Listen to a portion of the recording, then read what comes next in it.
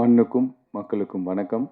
பத்திரிகை மீடியா உறவுகளுக்கும் வணக்கம். மேடையில் அமர்ந்திருக்கும் விருந்தினர்களுக்கும் நடிகர் நடிகைகளுக்கும் ஒரு சிறப்பு வணக்கம். நம்ம அண்ணன் ஸ்ரீநாத் சொன்ன மாதிரி தான் என்ன இங்கே கூப்பிட்டது சகோதரர் சரவணன் அண்ட் கார்த்திக். சரவணன் எனக்கு ஒரு 7-8 வருஷமாக தெரியும். என்னோட நண்பர் ஹரி, விஷாலோட மேனேஜர் ஹரி மூலியமாக தெரியும். நாங்கள் எல்லாமே ஒரு குடும்பமாக தான் இருக்கோம். ஸ்ரீநாத் அண்ணன் சொன்னது தான் நானும் திரும்ப சொல்கிறேன். ஒரு நம்பிக்கையான ஒரு மனிதர்.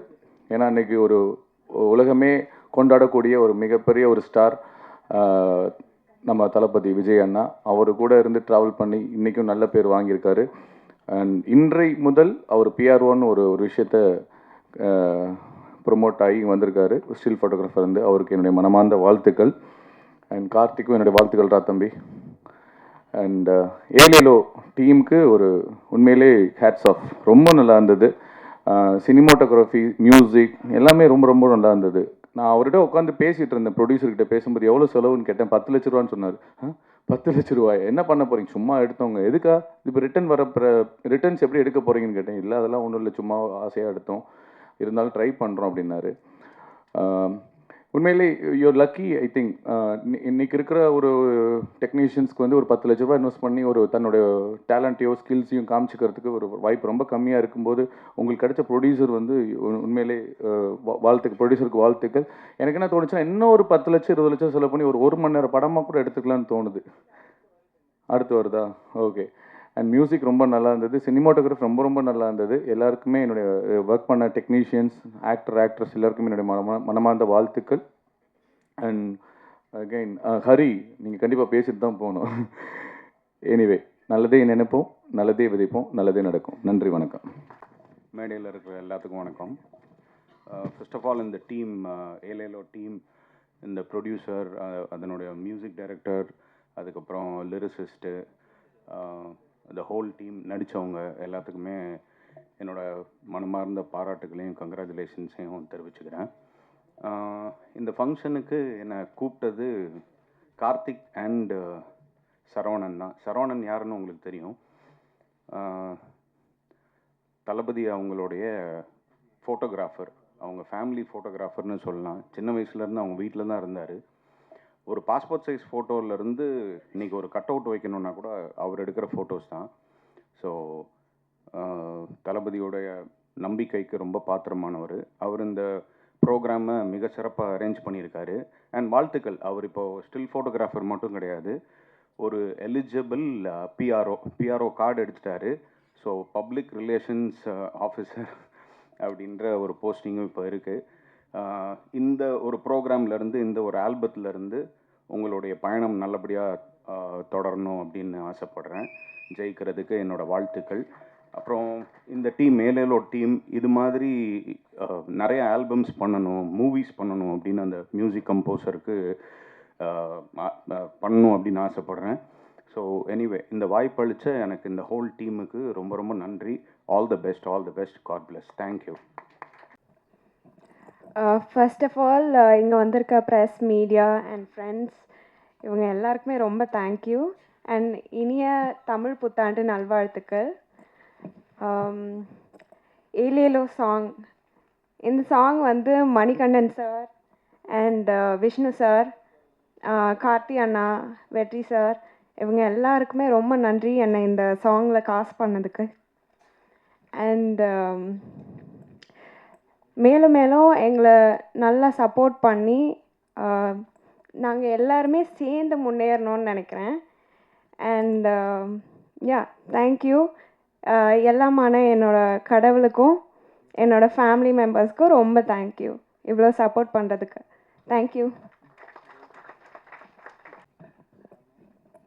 அனைவருக்கும் இனிய மாலை வணக்கம். எல்லாருக்கும் தமிழ் புத்தாண்டு நல்வாழ்த்துக்கள் சார். இங்கே மேடையில் வீட்டிற்கும் ஜாம்பவான்களுக்கும், நடிகைகளுக்கும், இங்கு வந்திருக்கும் ப்ரெஸ் மீடியா நண்பர்களுக்கும், இங்கு விழாவை சிறப்பிக்க வந்திருக்கும் அனைத்து நல்லுள்ளங்களுக்கும் மனமார்ந்த நன்றிகள்.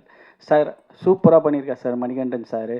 ஸோ இதை பற்றி சொல்லிடுறேன். ட்ரீம்ஸ், அதில் வந்து ஒரு கருக்கலைப்பு சூப்பராக, ஒரு குழந்தை எப்படி பிறந்து வளர்ந்து வாழ்ந்து தான் அம்மாவை வந்து லாஸ்ட்டாக ட்ரீட்மெண்ட் பண்ணக்கூடிய ஒரு பெண் குழந்தை வந்து கடைசியில் பார்த்தா அதை அபார்ஷன் பண்ணி கொன்னுடுறாங்க. ஸோ இதுக்கு உதாரணமாக எவ்வளோ நம்ம சாதித்த பெண்களெல்லாம் சாதனையாளர்கள்லாம் வந்து காமிச்சிருக்காங்க. ஸோ கற்கலைப்புன்றது ரொம்ப ஒரு மோசமான ஒரு தப்பான விஷயம் என்பதை அழகாக பதிவு செஞ்சுருக்காரு. ஸோ அதில் வந்து மியூசிக் டைரக்டர் வந்து சூப்பராக அதை மியூசிக்லேயே பண்ணியிருக்காரு. ஒரு சாங்கில் பெரிய ஆள் ஆவாடுறதை காமிப்பாங்க.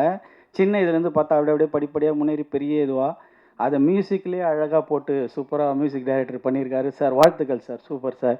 அதே மாதிரி சாங்ஸ் ஹீரோ சார் வெற்றி சாரும் மோனாவும் அற்புதமாக சூப்பராக பண்ணியிருக்கீங்க, ஆக்ட் பண்ணியிருக்கீங்க. உங்களை நடனம் தெரிஞ்சும் உங்களை டான்ஸ் பண்ணாமல் ஒரு மாண்டேஜஸாக பண்ணது மிகப்பெரிய விஷயம். அப்புகுட்டிஜி சொன்ன மாதிரி. ஸோ நல்லா பண்ணியிருக்கீங்க. விஷுவல் கேமரா வந்து சூப்பராக இருந்துச்சு சார், கிளாரிட்டியாக. Everything music also all artist technician சூப்பராக பண்ணாங்க. தேஜா என் நண்பர் வந்து அவர் திடீர்னு பார்த்தா விஷுவலில் அழகாக வந்தார். ஸோ நம்ம மேடம் சின்ன திரையெல்லாம் நிறைய பார்த்துருக்கேன். ஸோ சூப்பராக பண்ணீங்கம்மா, ரொம்ப நன்றி, வாழ்த்துக்கள் சார். மணிகண்டன் சார், உங்களுக்கு ரொம்ப மனமார்ந்த வாழ்த்துக்கள். இந்த மாதிரி ஒரு கண்டென்ட் எடுத்து பண்ணதுக்கும் நீங்கள் மென்மேலும் இந்த டீம் பெரிய லெவலில் வர எல்லாம் வல்ல இறைவனை வேண்டுகிறேன். எல்லாருக்கும் நன்றி, வாழ்த்துக்கள். Thank you sir. எல்லாருக்குமே இனிய தமிழ் புத்தாண்டு நல்வாழ்த்துக்கள். ரொம்ப சந்தோஷமாக இருக்குது உங்களை எல்லாருமே நியூ இயருக்கு மீட் பண்ணுறதுக்கு. இன்றைக்கி ரொம்ப மகிழ்ச்சியாக ரொம்ப சந்தோஷமாக இருக்கிறதுக்கு காரணம், எப்போவுமே எங்கே ஒரு படம் வரட்டும் இல்லை சாங்ஸ் வந்தால் நம்மளோட மீடியா நண்பர்கள், ஃபோட்டோகிராஃபர்ஸ், நீங்கள் எல்லாம் தான் எங்களை வந்து என்கரேஜ் பண்ணுவீங்க. லைக் எங்களோட படம் எங்கள் மீடியா இருக்கட்டும், நம்ம மீடியா ஃப்ரெண்ட்ஸ் இருக்கட்டும், நீங்கள் எல்லாம் தான் எங்களை என்கரேஜ் பண்ணுறீங்க. படம் வந்துட்டுருக்கும் படம் வந்துட்டு இருக்கும்போது ரீசன் என்னென்னா, இன்றைக்கி சரவணன் சார் எப்போவுமே நீங்கள் எங்களை ரொம்ப என்கரேஜ் பண்ணியிருக்கீங்க. எப்போவுமே எங்களோட ஃபோட்டோஸ், ஸ்டில்ஸ், வீடியோஸ் எல்லாமே வந்து பண்ணுறோம். எப்போவுமே மீடியா வந்து எங்களை வந்து என்கரேஜ் பண்ணுது. ஸோ இன்றைக்கி சரவணன் வந்து பிஆர்ஓவாக வந்து வந்திருக்காங்க. He have gradually promoted to better thing. So இன்றைக்கி நாங்கள் வந்து ரொம்ப சந்தோஷமாக வந்திருக்கோம். நம்ம மீடியா ஃப்ரெண்ட்ஸ்குள்ளே ஒருத்தங்க வந்து ஒரு ரொம்ப முக்கியமான விஷயம் உங்கள் லைஃப்பில் வந்து நடக்குது. அதுவும் வந்து நியூ இயர் அன்றைக்கி வந்து நடக்குது, தமிழ் நியூ இயர். இது இப்படியே உங்களுக்கு ரொம்ப பெரிய சக்ஸஸாக வரட்டும். இந்த படத்தை பற்றி சொல்லும்போது நான் நிறைய வாட்டி வந்து உமன் எம்பவர்மெண்ட்டு, உமன் எஜுகேஷன் பற்றி வந்து நிறைய வாட்டி பேசியிருக்கோம். இதுக்கு முன்னாடி ஒரு குறும்படம் வந்து நம்ம பார்த்தோம். அதில் வந்து they spoke about abortion. நீங்கள் ஆச்சரியப்படுவீங்க, என்னென்னா 6 மில்லியன் அபார்ஷன்ஸ் இந்தியாவில் மட்டும் வந்து நடக்குது. ஒரு ஒரு உமனை நீங்கள் சப்ரெஸ் பண்ணிங்கன்னா, இல்லை நிறைய பேர் வந்து உமனை ரொம்ப என்கரேஜ் பண்ணுறாங்க. பட் ஒரு உமன், ஒரு பெண் வந்து ஒரு நல்ல நாகரிகத்தை வந்து கொடுக்குறாங்க. ஒரு குழந்தைய வந்து ஒரு இந்தியாவுக்கு வந்து கொடுக்குறாங்க, இல்லை வேர்ல்டுக்கு வந்து கொடுக்குறாங்க. ஒரு நல்ல அம்மா, ஒரு நல்ல தகப்பன் வந்து நல்ல சிட்டிசன்ஸ் ஆஃப் இந்தியா வந்து கொடுக்க முடியும். நல்ல சிட்டிசன் தான் ஒரு நல்ல நாட்டை வந்து உருவாக்க முடியும். பட் நீங்கள் உமனை வந்து சப்ரெஸ் பண்ணிங்கன்னா, அவங்க இந்த படத்தில் பேசுகிற மாதிரி ஒரு உமனை வந்து நீங்கள் சப்ரெஸ் பண்ணிங்கன்னா, ஒரு உமனே இல்லைன்னா ஒரு நல்ல நாடை எப்படி நம்ம உருவாக்க முடியும்? ஸோ எவ்வளோக்கு எவ்வளோ நம்ம உமனை வந்து என்கரேஜ் பண்ணுறோமோ, எவ்வளோக்கு எவ்வளோ நம்ம வந்து இந்த விஷயத்தை வந்து கம்மி பண்ணுறோமோ, அவ்வளோக்கு அவ்வளோ வந்து நம்ம ஒரு வலிமையான நாடை வந்து கொடுக்க முடியும். ஸோ இது வந்து நாட் ஓன்லி ஒரு உமன் மட்டும் இல்லை, இது வந்து ஒரு நாடு சம்மந்தப்பட்ட விஷயங்கள். இந்த சாங் வந்து பார்த்துருந்தோம், ரொம்பவே நல்லா இருக்குது. இசை வந்து ரொம்ப நல்லா இருக்குது. அண்ட் இதில் நடித்த லீட்ஸும் வந்து ரொம்ப நல்லா வந்து பண்ணியிருந்தாங்க. ரொம்ப சந்தோஷமாக இருக்குது. சரவணன் சார், இது வந்து நீங்கள் இப்போ பிஆர்ஓ வந்து வந்திருக்கீங்க. ஸோ இந்த இந்த இந்த மூவியும் இந்த சாங்கும் வந்து ரொம்ப பெரிய ஜெயிக்கணும். அதே மாதிரி நம்மக்குள்ளே இருக்கிற ஃப்ரெண்டு நம்ம சரவணனும் வந்து ஜெயிக்கணும். ஸோ இன்றைக்கி as a ஃப்ரெண்டை வந்து அவங்கள வாழ்த்து வந்திருக்கேன். தேங்க்யூ.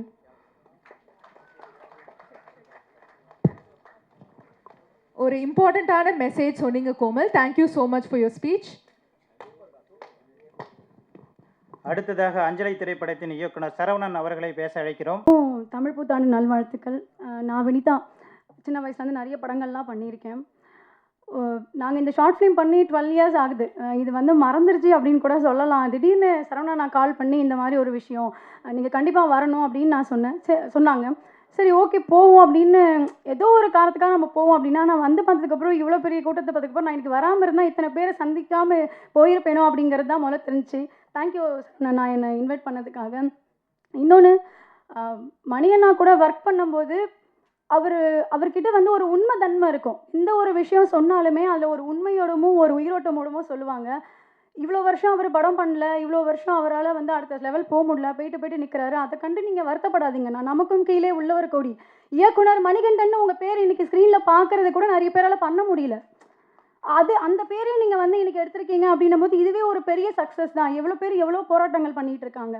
அப்புறம் இன்னொரு விஷயம் நான் புரிஞ்சுக்கிட்டது என்ன அப்படின்னா,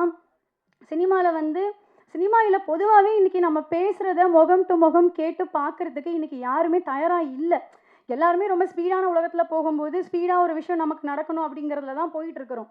ஒரு கதை கேட்டு அந்த கதை அந்த டேரக்டர் ஒரு உயிரோட்டமாக சொல்லி ஒரு சீன் பை சீன் நம்ம மைண்டுக்குள்ளே ஏற்றி அதுக்கு அழுகிற சீனை அவங்க அழுது காமிச்சு அந்த ஒரு கோவப்படி இதெல்லாம் ஒரு டேரக்டர் வந்து ஒரு டேரக்டர்னா சாதாரண இல்லை. அத்தனையும் அவங்கக்கிட்ட தெரிஞ்சு அவங்க வந்து பேசி அந்த கதையை சொல்லும்போது நம்மளுக்கு அந்த ஒரு படம் அப்படியே கண் எதிர்க்க ஓடின ஒரு ஃபீலோடு அந்த கதையை நம்ம ஓகே பண்ணுவோம். அதுதான் ஒரு உயிரோட்டமான சினிமாவாக இருந்தது.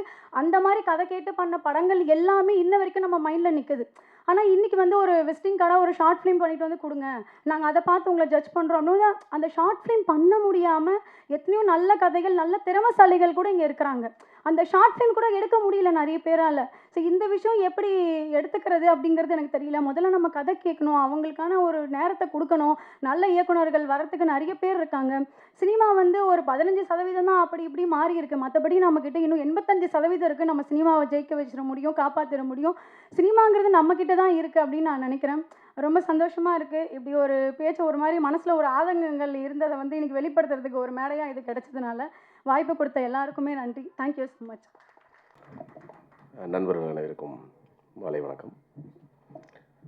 ஒரு ஷார்ட் ஃபிலிம் ஆல்பம் இதுக்கான மார்க்கெட் தமிழ்நாட்டில் இருக்கானெல்லாம் எனக்கு தெரியல. பட் எதையாவது ஒரு விஷயம் நம்ம பண்ணும்பொழுது அதுக்கான நோக்கம் என்னென்னு தெரியணும். ஷார்ட் ஃபிலிம் பண்ணிட்டோம், அது என்ன நோக்கத்துக்காக பண்ணப்பட்டிருக்குன்னா அதோட டெக்னீஷியன்ஸ் வந்து இங்கே வந்து ஒரு கவன ஈர்ப்பு பண்ணணும். அதுக்கான ஒரு பயன்பாடாக அந்த ஷார்ட் ஃபிலிம் யூஸ் ஆச்சுன்னா எல்லாருக்கும் சந்தோஷம்தான். எஸ்பெஷலி இதோட டைரக்டர் மணிகண்டன், நான் உதவி இயக்குனராக வாய்ப்பு தேடிட்டு இருக்கும்போது நானும் அவருமே சேர்ந்து ஒரே கம்பெனியில் டைரக்டராக கமிட் ஆனோம். அது இங்கேருந்தே ஒரு 7-8 வருஷம் இருக்குன்னு நினைக்கிறேன். அவர் என்னோட பயங்கர ஃபாஸ்ட்டாக இருப்பார். எனக்கு முன்னாடி வேகமாக டைரக்டர் ஆகிடுவான்னு நினச்சேன்.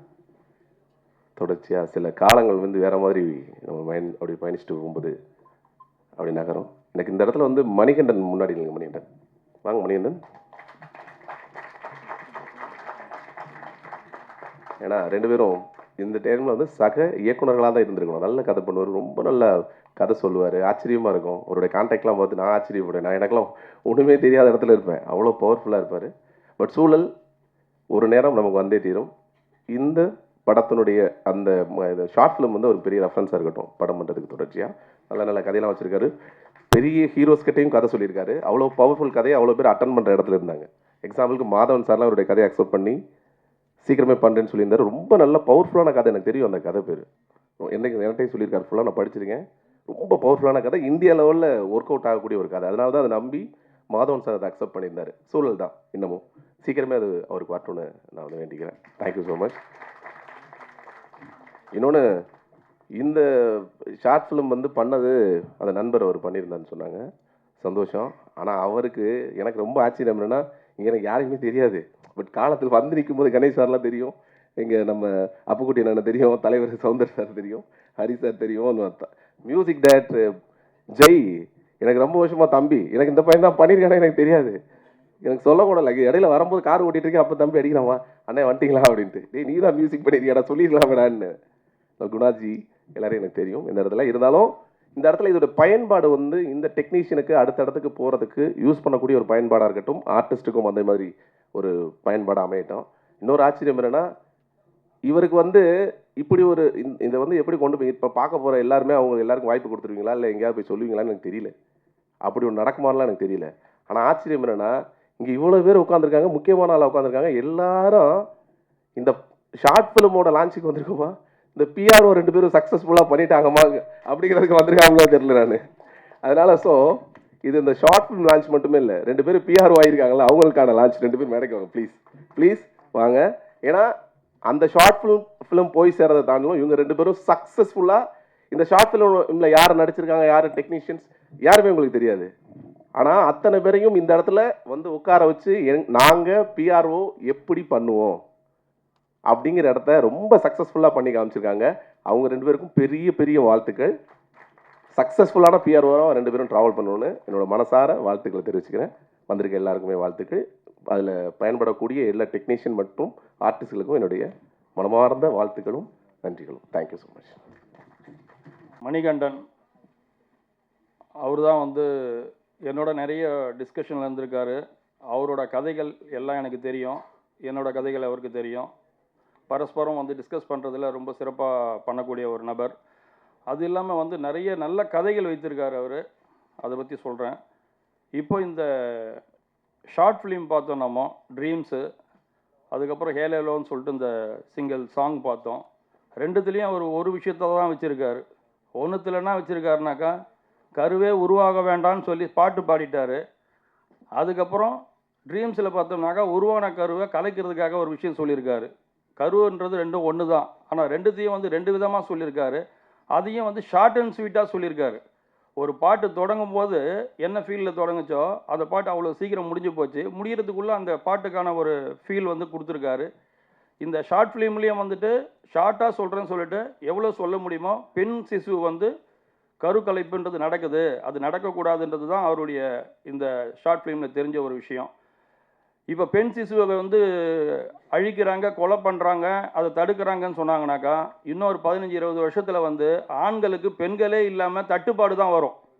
இப்போ இருக்கிற ஆண்களே நிறைய பேர் வந்துட்டு பெண் கிடைக்காம தான் போராடிக்கிட்டு இருக்காங்க. அப்படி இருக்கும்போது நிச்சயமாக இந்த மாதிரி வந்து பெண் சிசு கொலை பண்ணுறதோ, அதை வந்து அபார்ஷன் பண்ணுறதோ, அந்த மாதிரி விஷயங்கள்லாம் வந்து நடக்காது, நடக்கக்கூடாதுன்றது தான் அவருடைய அந்த கருத்தை அதை சொல்லியிருந்தார். இது இல்லாமல் அவர் வச்சுருக்கிற நிறைய நல்ல கதைகள் வச்சுருக்காரு.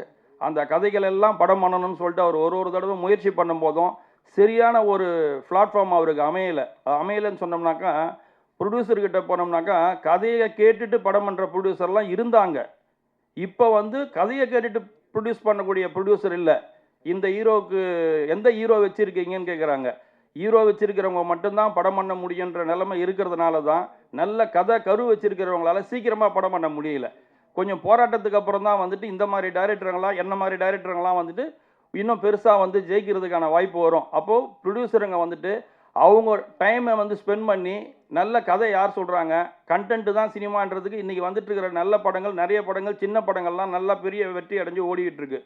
சமீபத்தில் வந்த லபர் பந்து, குடும்பஸ்தன், குட் நைட்டு, இது போன்ற படங்கள்லாம். டிராகன் கூட வந்துட்டு ஒரு ஆவரேஜ் பட்ஜெட்டில் எடுக்கப்பட்ட படம் தான், இன்றைக்கி 100 கோடிக்கு 150 கோடின்னு சொல்கிறாங்க. இதெல்லாம் கண்டென்ட் பேஸ்டு படத்துக்கு மட்டும்தான் வந்துட்டு பெரிய சக்ஸஸ் கிடைக்குது, யூஜி சக்ஸஸ் கிடைக்குதுன்றதை தொடர்ந்து ப்ரூவ் பண்ணிட்டு இருக்காங்க.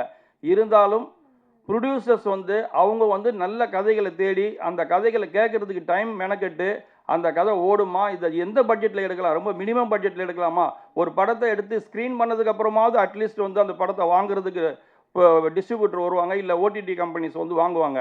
அதை கண்டுபிடிக்கிற இடத்துலையாவது ப்ரொடியூசர்ஸ் இருக்கணும். ஆனால் இன்றைக்கி இருக்கிற ப்ரொடியூசர்ஸ், தமிழ்நாட்டில் இருக்கிற ப்ரொடியூசர்ஸ் என்ன பண்ணுறாங்கனாக்கா அவங்களுக்குள்ளவே வந்து பிரச்சனை பண்ணிக்கிட்டு சங்கங்களை உருவாக்குற இடத்துல இருக்காங்களே தவிர நல்ல படங்களை உருவாக்க வேண்டிய இடத்துல இருந்து தவறிட்டாங்க. அது இல்லாமல் இப்போ என்ன போயிட்டுருக்குனாக்கா அவங்க வந்து தொழிலாளர் சம்மேளனமும் தொடங்கணும்னு சொல்கிறாங்க. ஒரு சங்கம் இருக்கிற சங்கத்துக்கான தொழிலாளர்களுக்கு வேலை கொடுக்கறதுக்கு சரியாக இருக்கும். இன்னொரு சங்கம் எதுக்கு தொடங்குறாங்க, எதுக்கு இது போல் வந்து ஒரு விஷயத்தை வந்து வெளியில் கொண்டு வராங்க? உங்களுக்குள்ளே இருக்கிற இந்த பிரச்சனைகளை சங்கங்கள் உருவாகிறத விட தமிழ் சினிமா காக்கப்படணுன்றதுக்கு நீங்கள் நிறையா மெனக்கிடணும். அதுக்கான வேலை உங்களுக்கு நிறைய இருக்குது. உதாரணத்துக்கு சொல்கிறேன், ஒரு படமும் தமிழ் சினிமாவில் ரிலீஸ் ஆகிற அத்தனை படமும் அடுத்த நாளே ஒரு வெப்சைட்டில் அந்த படத்தோட லிங்கோட படம் வந்துடுது. அதை வந்து டவுன்லோட் பண்ணி பார்த்தோம்னாக்கா, நான் பார்த்தேன் கிட்டத்தட்ட என் ஃபோனில் இப்போ ஒரு 10-15 படம் வச்சுருக்கிறேன், வேணும்னா கூட ஷோ பண்ணி காட்டுறேன். படங்கள் எல்லாத்தையும் வந்துட்டு அவன் வெப்சைட்டில் படத்தை போடுறான். அந்த படங்களை யார் போடுறதுன்னு பார்த்தாக்கா அவன் ரம்மி நடத்தணும், ஆன்லைன் ரம்மி நடத்தணும், அந்த 1 பீட்னு ஒன்று நடத்தணும்.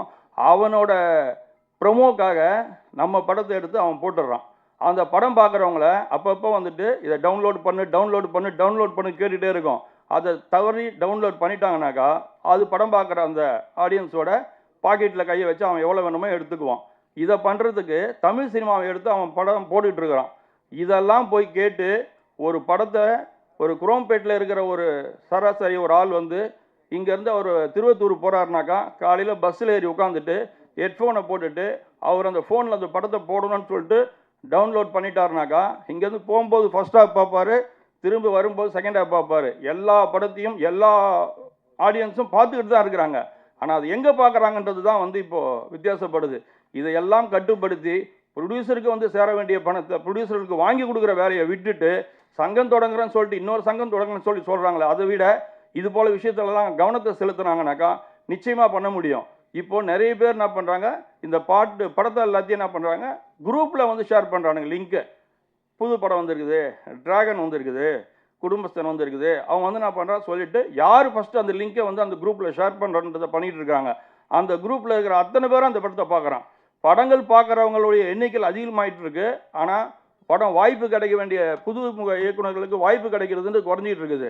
எங்கெங்கெல்லாம் சரிப்படுத்தி எதெல்லாம் ஒழுங்குபடுத்த முடியுமோ அதெல்லாம் ஒழுங்குபடுத்துனாங்கனாக்கா நிச்சயமாக சினிமா வந்து மிகப்பெரிய ஒரு லாபகரமான தொழிலாக எல்லா பட ப்ரொடியூசருக்கும் கேட்டாக்கா லிஸ்ட்டு எடுத்துக்குவாங்க. ஒரு 400 படம் ரிலீஸ் ஆகலாம், 300 படம் ரிலீஸ் ஆகலன்னு சொல்லிட்டு இந்த மாதிரி படங்கள் வந்து உதிரியாக யாரோ சம்பாதிக்க வேண்டிய அந்த சம்பாத்தியத்தெல்லாம் ஒரு வட்டத்துக்குள்ளே கொண்டு வந்து சினிமா எடுக்கிற அந்த ப்ரொடியூசருக்கு பணத்தை லாபத்தை திரும்ப எடுத்து கொடுத்தீங்கன்னாக்கா எப்படி ப்ரொடியூசர் நஷ்டம் அடைவாங்க?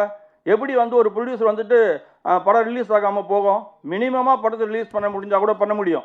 இப்போ நான் சொல்கிற இந்த குற்றச்சாட்டு வந்துட்டு நிறைய வெப்சைட்டில் வந்து அடுத்த நாளே வந்துடுது. அப்போ அடுத்த நாள் வரக்கூடிய அந்த விஷயத்தை தடுக்க வேண்டிய பொறுப்பு யாருக்கிட்ட இருக்குது? இருக்கிற ப்ரொடியூசர்ஸ் கவுன்சிலில் இருக்கிறவங்க, அதுக்கான சங்கத்தில் தலைமை பொறுப்பில் இருக்கிறவங்க அந்த விஷயத்தெல்லாம் கொஞ்சம் டிஸ்கஸ் பண்ணிவிட்டு படங்களை வந்து காப்பாற்றினாலுமே நிச்சயமாக வந்து நிறைய சின்ன படங்கள் எடுக்க ஆரம்பிப்பாங்க. அப்போ மணி மாதிரி ஆளுங்கள்லாம் டக்குன்னு டைரக்டர் ஆவாங்க. அவங்கக்கிட்ட இருக்கிற நல்ல நல்ல கண்டென்ட்லாம் வெளில வரும், மக்கள்கிட்ட போய் சேரும். அதனால் நிறைய பேருக்கு வாய்ப்பு கிடைக்கும். அதுக்கான வேலையை பார்த்தாங்கனாக்கா ரொம்ப சிறப்பாக இருக்கும். பார்ப்பாங்களான்றது டவுட்டாக தான் இருக்குது. ஏன்னாக்கா உட்காந்துருக்கிற ப்ரெஸ் எல்லாம் உட்காந்துருக்குறாங்க. இன்னைக்கு நடந்துட்டு இருக்கிறது பார்த்தோம்னாக்கா யூடியூப்பை ஓப்பன் பண்ணாலுமே இவங்களோட பஞ்சாயத்து தான் போயிருக்குது. அதனால் நல்ல படங்கள் எடுக்கக்கூடிய நல்ல கண்டென்ட் இருக்கிற டைரக்டருங்கிட்ட கதையை கேட்டு அந்த படங்களை பண்ணணும்னு சொல்லிட்டு முடிவு பண்ணாங்கனாக்கா நிச்சயமாக சினிமா, தமிழ் சினிமா இன்னும் மென்மேலும் வேறு லெவலுக்கு போகும். சினிமாவுக்கு பாதுகாப்பே இல்லை. ஏன்னாக்கா ஒரு படத்துக்கு 28% வந்துட்டு ஜிஎஸ்டி டேக்ஸ் வாங்குறாங்க, 8% வந்துட்டு லோக்கல் பாடி டேக்ஸ் வாங்குறாங்க, 36% டேக்ஸ் வாங்குற கவர்மெண்ட்டு சினிமாவுக்கு இங்கே எதுவுமே பண்ணுறது கிடையாது. ஆனால் சினிமா வந்து உடனே சினிமா வந்து அரசியலுக்கு வரக்கூடாது, போகக்கூடாது இதெல்லாம் பேசுவாங்களே தவிர சினிமாவுக்கு எந்த விதமான சப்போர்ட்டும் அவங்க பண்ணுறது கிடையாது. பண்ணணும்னாக்கா இவ்வளோ டேக்ஸ் வாங்குறவங்க, நான் இங்கே டே எஃபெக்டில் ரோட்டில் ஒரு சீன் எடுக்க போகிறேன்னா எடுக்க முடியாது. நான் இங்கே எடுக்க முடியாது, பாண்டிச்சேரி தான் போகணும். இதில் நான் மைசூருக்கு போனோம், ஹைதராபாத் போனோம், எங்கேயோ போகணும். சினிமாவுக்கு தேவையான சம்மந்தப்பட்ட விஷயத்தை வந்து பண்ணுறது கிடையாது. சினிமாவை இப்படி திருத்தனமாக வந்து வெப்சைட்டில் போடுறவங்க தடுக்கிறதுக்கும் இந்த அரசாங்கத்துக்கு சென்ட்ரல் கவர்மெண்ட்டு, ஸ்டேட் கவர்மெண்ட்டு டேக்ஸில் மட்டும் கரெக்டாக வாங்குறீங்களே, ஏன் இந்த சினிமாவுக்கு பாதுகாப்பு கொடுக்க மாட்டேன்றீங்க?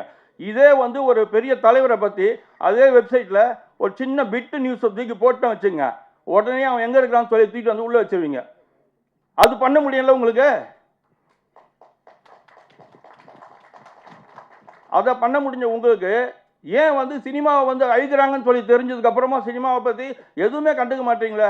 கள்ளச்சாரம் எப்படி, கஞ்சா எப்படி தப்போ அதே மாதிரி கள்ளத்தனத்தில் சினிமாவை கொண்டு போய் சேர்க்கறதும் தப்பு தானே. அவனுக்கு கொடுக்குற தண்டனை மாதிரி ஏன் இவனுக்கு கொடுக்க முடியல உங்களால்?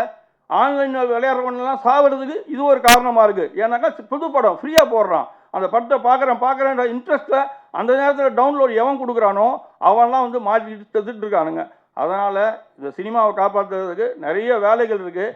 அந்த வேலைகளை பார்க்க வேண்டிய பெரிய மனிதர்கள் அது பார்த்தாங்கனாக்கா மணிகண்டன் மாதிரி ஒரு நல்ல இயக்குநர்கள்லாம் ரொம்ப சீக்கிரத்திலேயே வந்துட்டு படம் எடுக்க வருவாங்க. பார்த்திங்கன்னா இந்த படத்தோட தண்ணி கூட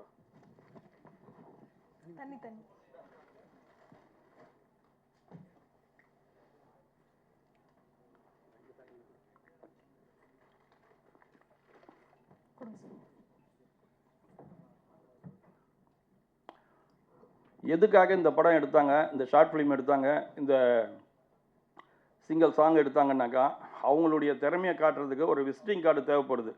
கணேஷ் சார் சொன்ன மாதிரி இப்போ கணேஷ் சார் ப்ரொடியூசர்ன்ற முறையில் கரெக்டாக பாயிண்ட் பண்ணி சொன்னார்.